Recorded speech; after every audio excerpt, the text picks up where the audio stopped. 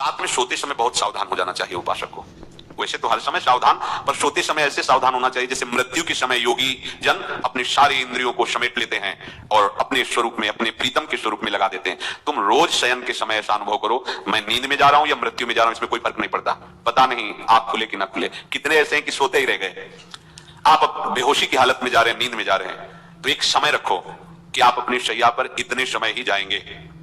एक नियत समय रखो। हमने देखा है साधकों का एक समय होता है कि 10 बजे हमें लेट जाना है, सोना नहीं, लेट जाना है और लेटे हुए भगवत चिंतन करना। आप जब सो गए तो सो गए, नहीं सो गए तो उसमें हमें टेंशन नहीं लेना। अभी नींद नहीं आई, 10:30 बज गए, 11 बज गए, ये नहीं। आंख मूंदी, मंत्राकार वृत्ति, तो बिना नींद की गोली के सो जाओगे। यह है ऐसा, भजन में मन लगाओ, सो जाओगे।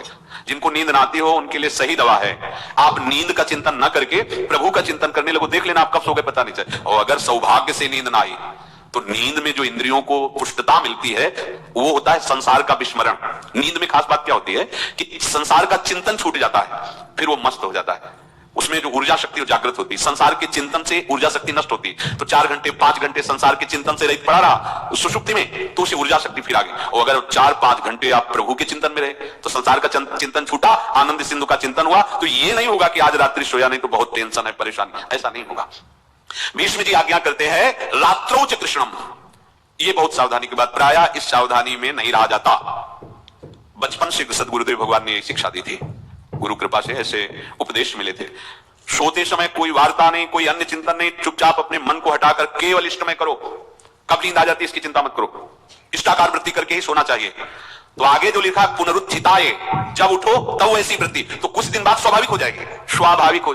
अपने तो इतना तक देखा है कि जैसे आधा पद में होश रहा और निद्रा आ गई, तो जब चेतना आई तो उसी पंक्ति से जहां से होश गायब हुआ था उसी पंक्ति से जागरण प्रारंभ हुआ। ऐसा ही जब ऑपरेशन के समय बेहोश किया गया था तो उनसे कहा था हमें बता देना कुछ मिनट पे, तो उनका आप लगाने वाले इंजेक्शन और कुछ ही सेकंड में इसका शरण, बस।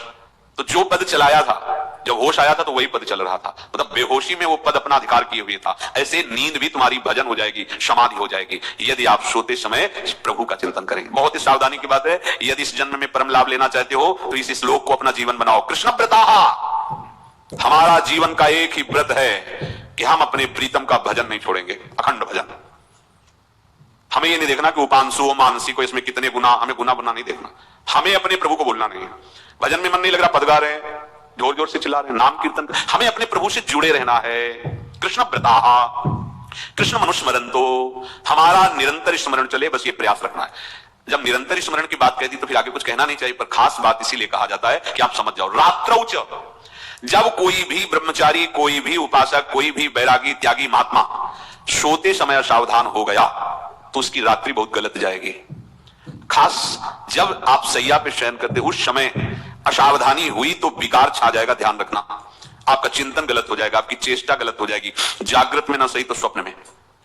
आप सावधान उस समय जरूर रहिए और उतना ही विश्राम कीजिए जितना आवश्यक हो। व्यर्थ में करवटें मत बदलिए, ये उपासक का स्वरूप नहीं होता। रोगी है तो बात अलग है, बड़े असाध्य रोगों से, नहीं तो ऐसी दिनचर्या नहीं होनी चाहिए। कई बजे 3:30, अभी आधा घंटा तो है, फिर कमर उड़ लिए, ये साधक का नहीं होता। उचित समय, जो मान लो 4 घंटा विश्राम का, तो अब ये नींद का विषय आओ या ना हो, हम तुम्हारे लिए पुष्प बिछा के नहीं बैठेंगे कि आ जाओ आ जाओ। नहीं आई तो अब ये नहीं, अब इतने समय नहीं आए, 4 बजे उठने के समय कैसे, नहीं, ये फेंका। उसमें विचारने के पहले फेंको और सैया से नीचे उतरो, भूमि को प्रणाम करो, आगे बात नहीं। वो फिर आपको ऐसा होता है 10 मिनट में तो कोई बात नहीं, 10 वो पार कर देगा, घंटा दो।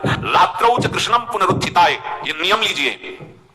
सोते समय आप बिल्कुल मृत्यु दशा की स्थिति लाइए, जैसे मरने वाला नहीं होता, सब जगह से मन हटाकर करो। और सच्ची है, पता नहीं आंख खुले कि ना खुले, ये बड़ा धोखे का जीवन है। ये ऐसे हजारों लोग सोए और सोते ही रह गए। हमको धोखे में नहीं रहना। सुबह जब जाएंगे तो फिर भजन करेंगे, लेकिन हम बिल्कुल तैयारी में। तो जब ये था कि किडनी कभी फेल हो सकती, तो हमें ज्ञान तो था नहीं ऐसा उस समय, तो रात्रि में जब शयन का सो तो कपड़े कौन थे, कोई पैंट शर्ट थोड़ी सा बटा चला, ऐसे रज लगाई, राधा वल्लभ जी को ऐसे बांधा, चरणामृत लिया, पूरी तैयारी में, क्योंकि पास कोई था नहीं। तो ये होता था कब मर जाए, कैसे बताएं कितना सुख, एकदम युगल चरणारविंद में तदाकार होते ऐसे। वो इसीलिए कहते हैं कि प्रतिकूलता और अव्यवस्था और दुख ये भगवत प्राप्ति का प्रधान साधन है। अव्यवस्था, प्रतिकूलता और दुख, ये अभ्यास उसी से।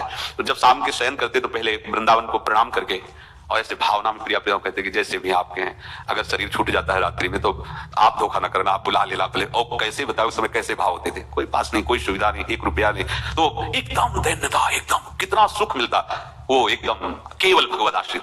तो रात्रो च कृष्णम पुनरुत्थिताय, ये बहुत पकड़ने वाली बात है। रात्रि के समय कोई और चिंतन न बनने पावे। देखो अब और उस समय खास करके विषय चिंतन बनता है, ध्यान रखना। दिन भर लड़ते रहोगे इंद्रियों से, और जब आप शयन के समय जाओगे तब वो अवसर ढूंढेंगे और आपको विषयों में फंसाने की चेष्टा करेंगे। कोई क्रिया या पूर्व में कोई क्रिया या कोई दृश्य या कोई बात, अगर कहीं मोबाइल से मित्रता है और बगल में रखा है तो भूल जाओ रात्रो च कृष्णम पुनरुत्थिताय। जब तक नींद नहीं आती तब तक फिर वो ऐसी सामग्री डाल देगा कि वो बर्बाद हो जाओगे। साधक मान लो, हमारी प्रार्थना मान लो, हम मानते हैं कि आज के समय में यंत्र का बहुत बड़ा प्रभाव है।